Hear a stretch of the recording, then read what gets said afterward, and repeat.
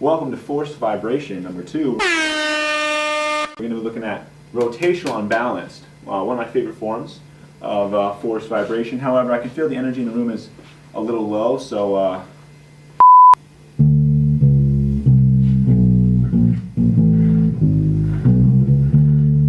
ahoy mateys! Rotational unbalanced is kind of like a washing machine. You know, when you get that load that kind of conglomerates into the wrong part of the washing machine, you hear this thing start to shake and jimble up and jangle.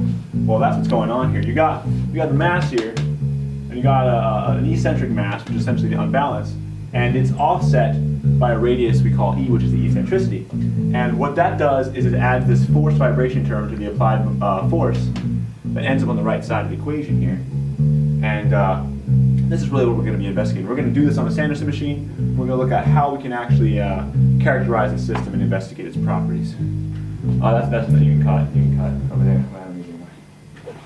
Can I take cash or credit? Bitcoin! So, rotational unbalanced is one of my favorites. Have you heard? Here's your rotational unbalanced system. You got an imbalance here. It's an unbalanced mass. Can you tell? It's going to rotate about this point in here. Your eccentricity is going to be some point from this screw to some place on here where you find the center of mass. You can use SolidWorks to find that. I recommend. And the total eccentric mass is the total mass of these unbalanced weights combined. And your big M is still the total mass of this system that's going to go up and down with the carriage. And basically what we're going to do is drive this at a certain frequency and look at its response. Now, the way this one works is there's a rotational drive shaft that comes from this gear that's being rotated all the way through this rectangular drive shaft here. I'm going to plug that in. Actually, I'll show you what it looks like when we start to drive this. You can see it's rotating. And it's rotating at the same speed as this drum over here. And then we're going to plug this bad boy right in here. So that the system will rotate. See? And as we increase the frequency, it's going to start to go up and down. Your wash is officially conglomerated in the edge of your washing machine. So, how can we look at the output response to this in the phase and the magnitude? Accelerometers, you say? Well, that's wrong. We're using pencil and paper today. You press this chart button, it's going to start rotating very slowly apparently. And if you turn this on,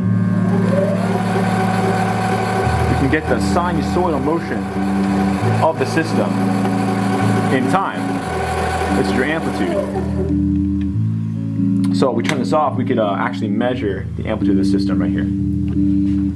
On the other side over here, if we want to get the phase against the frequency, turn this guy on, and you'll notice that this is rotating at the same speed as the drive shaft.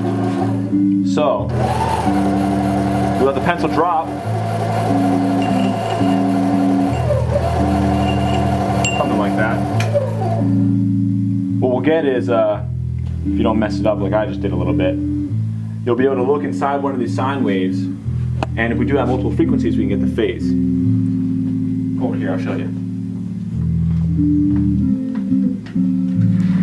So over here we have, what you're going to get is these slips of paper. One is going to give you the amplitude and time against the frequency, and this one is going to give us the sinusoidal cycle for each frequency. And if you get two of them, you can take the peak or some reference point and subtract the length between them, and that will give us the phase, because we know the whole drum is 360 degrees.